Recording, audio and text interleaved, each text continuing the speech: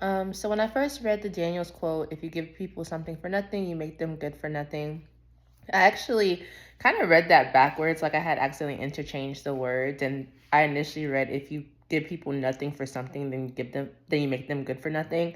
And basically my mind went towards like reinforcement systems in like the workplace settings or like a lack of reinforcement systems, right? More so.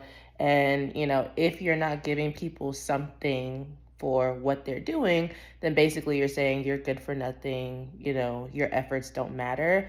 Obviously, that's not what the quote said, but I wanted to kind of point that out.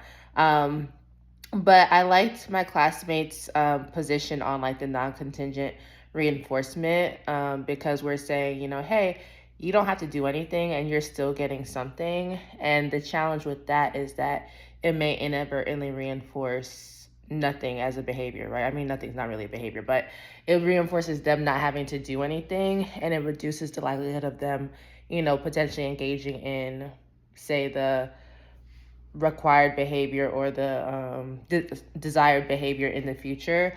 And kind of looking at the example she gave, about like the food stamps or Section 8, right? It's just like, you know, if people are getting things for doing nothing, then nothing is what we're going to get in the future.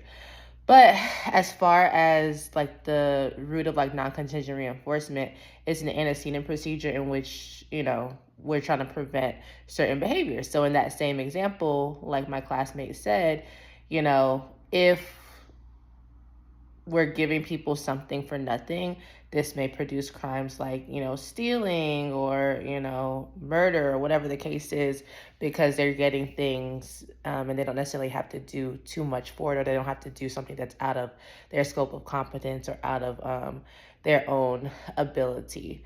I like how we talked about choice. The example that you had provided was the choice between, seeing your daughter, her taekwondo um, tournament versus hanging out with your brother.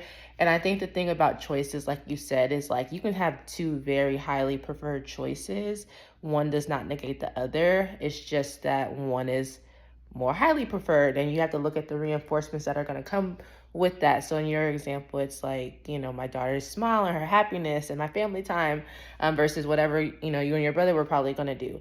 So I'm looking at that also in the workplace setting when employees have choices. So, you have the choice to either, hit your 25 hours for the week, and get your potential bonus and not get chewed out by your boss, versus maybe completing like a treatment integrity checklist for an RBT that was needed. Now, in the workplace, these are not necessarily choices in a sense where like you can choose whether you want to do them. Like they're all expectations and they're all a part of your job duty.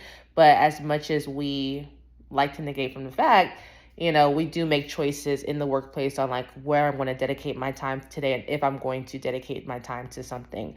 So in that same example, an employee may hit their 25 hours, get their bonus, and then be like, oh, like, sorry, I didn't get to TI this week. I'm going to do it next week, right?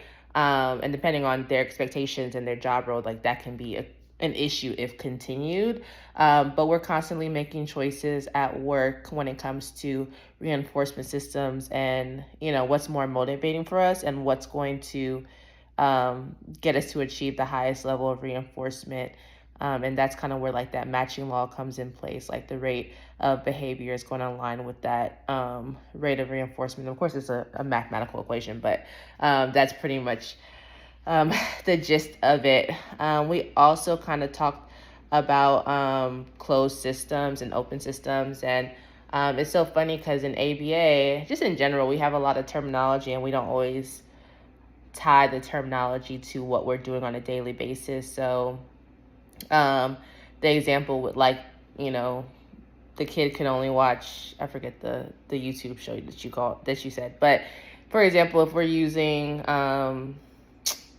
Peppa Pig for toileting, right? And the child can only get access to Peppa Pig when they're using the potty and when they're peeing on the potty at the clinic, and it's restricted elsewhere. This is a closed system that we're talking about.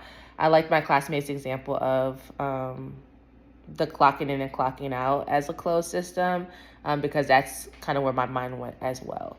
So yeah, that is my contribution to the live class. I'm excited about this class.